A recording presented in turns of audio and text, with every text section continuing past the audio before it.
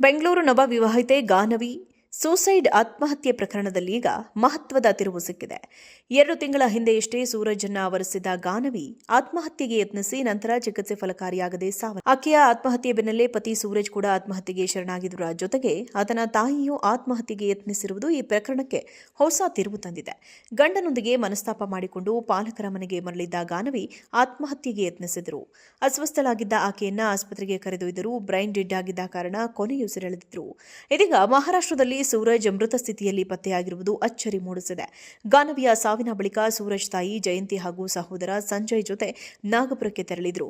ಪತ್ನಿಯ ಆತ್ಮಹತ್ಯೆಯ ವಿಚಾರದಲ್ಲಿ ಆಕೆಯ ಪೋಷಕರು ಹಾಗೂ ಸಂಬಂಧಿಕರ ಆಕ್ರೋಶ ಮತ್ತು ಅವರಿಂದಾದ ಅವಮಾನ ತಡೆಯಲಾಗದೆ ತಾಯಿ ಮಗ ಇಬ್ಬರು ಈ ನಿರ್ಧಾರ ತೆಗೆದುಕೊಂಡಿದ್ದಾರೆಂದು ಹೇಳಲಾಗುತ್ತಿದೆ. ಪ್ರಕರಣದ ಬಗ್ಗೆ ಪೊಲೀಸರು ತನಿಖೆ ಮುಂದುವರೆಸಿದ್ದಾರೆ.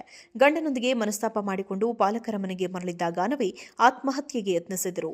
ಅಸ್ವಸ್ಥಳಾಗಿದ್ದ ಆಕೆಯನ್ನ ಆಸ್ಪತ್ರೆಗೆ ಕರೆದೊಯ್ದರೂ ಬ್ರೈನ್ ಡೆಡ್ ಆಗಿದ್ದ ಕಾರಣ ಕೊನೆಯುಸಿರೆಳೆದಿದ್ರು. ಇದೀಗ ಮಹಾರಾಷ್ಟ್ರದಲ್ಲಿ ಸೂರಜ್ ಮೃತ ಸ್ಥಿತಿಯಲ್ಲಿ ಪತ್ತೆಯಾಗಿರುವುದು ಅಚ್ಚರಿ ಮೂಡಿಸಿದೆ. ಗಾನವಿಯ ಸಾವಿನ ಬಳಿಕ ಸೂರಜ್ ತಾಯಿ ಜಯಂತಿ ಹಾಗೂ ಸಹೋದರ ಸಂಜಯ್ ಜೊತೆ ನಾಗ್ಪುರಕ್ಕೆ ತೆರಳಿದ್ದರು. ಪತ್ನಿಯ ಆತ್ಮಹತ್ಯೆ ವಿಚಾರದಲ್ಲಿ ಆಕೆಯ ಪೋಷಕರು ಹಾಗೂ ಸಂಬಂಧಿಕರ ಆಕ್ರೋಶ ಮತ್ತು ಅವರಿಂದಾದ ಅವಮಾನ ತಡೆಯಲಾಗದೆ ತಾಯಿ ಮಗ ಇಬ್ಬರು ಈ ನಿರ್ಧಾರ ತೆಗೆದುಕೊಂಡಿದ್ದಾರೆಂದು ಹೇಳಲಾಗುತ್ತಿದೆ. ಪ್ರಕರಣದ ಬಗ್ಗೆ ಪೊಲೀಸರು ತನಿಖೆ ಮುಂದುವರೆಸಿದ್ದಾರೆ.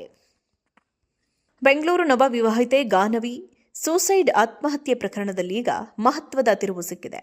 2 ತಿಂಗಳ ಹಿಂದೆಯಷ್ಟೇ ಸೂರಜ್ ಆವರಿಸಿದ ಗಾನವಿ ಆತ್ಮಹತ್ಯೆಗೆ ಯತ್ನಿಸಿ ನಂತರ ಚಿಕಿತ್ಸೆ ಫಲಕಾರಿಯಾಗದೆ ಸಾವನ್ನಪ್ಪಿದ್ದಾರೆ. ಆಕೆಯ ಆತ್ಮಹತ್ಯೆ ಬೆನ್ನಲ್ಲೇ ಪತಿ ಸೂರಜ್ ಕೂಡ ಆತ್ಮಹತ್ಯೆಗೆ ಶರಣಾಗಿದ್ದರ ಜೊತೆಗೆ ಆತನ ತಾಯಿಯೂ ಆತ್ಮಹತ್ಯೆಗೆ ಯತ್ನಿಸಿರುವುದು ಈ ಪ್ರಕರಣಕ್ಕೆ ಹೊಸ ತಿರುವು ತಂದಿದೆ.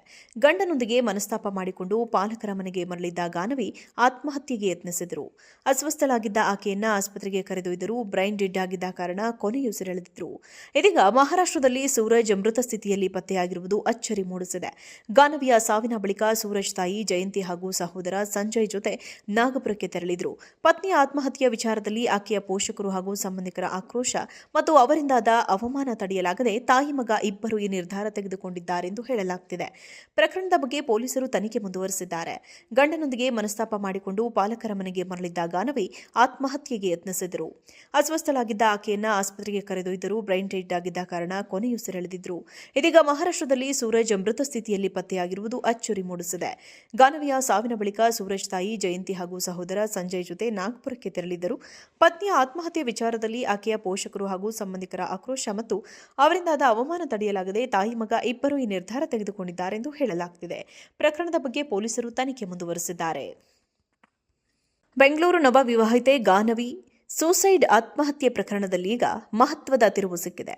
2 ತಿಂಗಳ ಹಿಂದೆಯಷ್ಟೇ ಸೂರಜ್ ಆವರಿಸಿದ ಗಾನವಿ ಆತ್ಮಹತ್ಯೆಗೆ ಯತ್ನಿಸಿ ನಂತರ ಚಿಕಿತ್ಸೆ ಫಲಕಾರಿಯಾಗದೆ ಸಾವನ್ನಪ್ಪಿದ್ದಾರೆ. ಆಕೆಯ ಆತ್ಮಹತ್ಯೆ ಬೆನ್ನಲ್ಲೇ ಪತಿ ಸೂರಜ್ ಕೂಡ ಆತ್ಮಹತ್ಯೆಗೆ ಶರಣಾಗಿದ್ದರ ಜೊತೆಗೆ ಆತನ ತಾಯಿಯೂ ಆತ್ಮಹತ್ಯೆಗೆ ಯತ್ನಿಸಿರುವುದು ಈ ಪ್ರಕರಣಕ್ಕೆ ಹೊಸ ತಿರುವು ತಂದಿದೆ.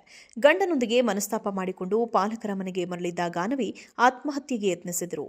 ಅಸ್ವಸ್ಥಳಾಗಿದ್ದ ಆಕೆಯನ್ನ ಆಸ್ಪತ್ರೆಗೆ ಕರೆದೊಯ್ದರೂ ಬ್ರೈನ್ ಡೆಡ್ ಆಗಿದ್ದ ಕಾರಣ ಕೊನೆಯುಸಿರೆಳೆದಿದ್ರು. ಇದೀಗ ಮಹಾರಾಷ್ಟ್ರದಲ್ಲಿ ಸೂರಜ್ ಮೃತ ಸ್ಥಿತಿಯಲ್ಲಿ ಪತ್ತೆಯಾಗಿರುವುದು ಅಚ್ಚರಿ ಮೂಡಿಸಿದೆ.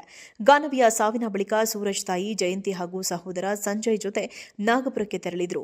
ಪತ್ನಿಯ ಆತ್ಮಹತ್ಯೆಯ ವಿಚಾರದಲ್ಲಿ ಆಕೆಯ ಪೋಷಕರು ಹಾಗೂ ಸಂಬಂಧಿಕರ ಆಕ್ರೋಶ ಮತ್ತು ಅವರಿಂದಾದ ಅವಮಾನ ತಡೆಯಲಾಗದೆ ತಾಯಿ ಮಗ ಇಬ್ಬರು ಈ ನಿರ್ಧಾರ ತೆಗೆದುಕೊಂಡಿದ್ದಾರೆಂದು ಹೇಳಲಾಗುತ್ತಿದೆ.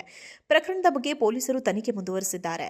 ಗಂಡನೊಂದಿಗೆ ಮನಸ್ತಾಪ ಮಾಡಿಕೊಂಡು ಪಾಲಕರ ಮನೆಗೆ ಮರಳಿದ್ದ ಗಾನವಿ ಆತ್ಮಹತ್ಯೆಗೆ ಯತ್ನಿಸಿದರು. ಅಸ್ವಸ್ಥಳಾಗಿದ್ದ ಆಕೆಯನ್ನ ಆಸ್ಪತ್ರೆಗೆ ಕರೆದೊಯ್ದರೂ ಬ್ರೈನ್ ಡೆಡ್ ಆಗಿದ್ದ ಕಾರಣ ಕೊನೆಯುಸಿರೆಳೆದಿದ್ರು. ಇದೀಗ ಮಹಾರಾಷ್ಟ್ರದಲ್ಲಿ ಸೂರಜ್ ಮೃತ ಸ್ಥಿತಿಯಲ್ಲಿ ಪತ್ತೆಯಾಗಿರುವುದು ಅಚ್ಚರಿ ಮೂಡಿಸಿದೆ. ಗಾನವಿಯ ಸಾವಿನ ಬಳಿಕ ಸೂರಜ್ ತಾಯಿ ಜಯಂತಿ ಹಾಗೂ ಸಹೋದರ ಸಂಜಯ್ ಜೊತೆ ನಾಗ್ಪುರಕ್ಕೆ ತೆರಳಿದ್ದರು. ಪತ್ನಿಯ ಆತ್ಮಹತ್ಯೆ ವಿಚಾರದಲ್ಲಿ ಆಕೆಯ ಪೋಷಕರು ಹಾಗೂ ಸಂಬಂಧಿಕರ ಆಕ್ರೋಶ ಮತ್ತು ಅವರಿಂದಾದ ಅವಮಾನ ತಡೆಯಲಾಗದೆ ತಾಯಿ ಮಗ ಇಬ್ಬರು ಈ ನಿರ್ಧಾರ ತೆಗೆದುಕೊಂಡಿದ್ದಾರೆಂದು ಹೇಳಲಾಗುತ್ತಿದೆ. ಪ್ರಕರಣದ ಬಗ್ಗೆ ಪೊಲೀಸರು ತನಿಖೆ ಮುಂದುವರೆಸಿದ್ದಾರೆ.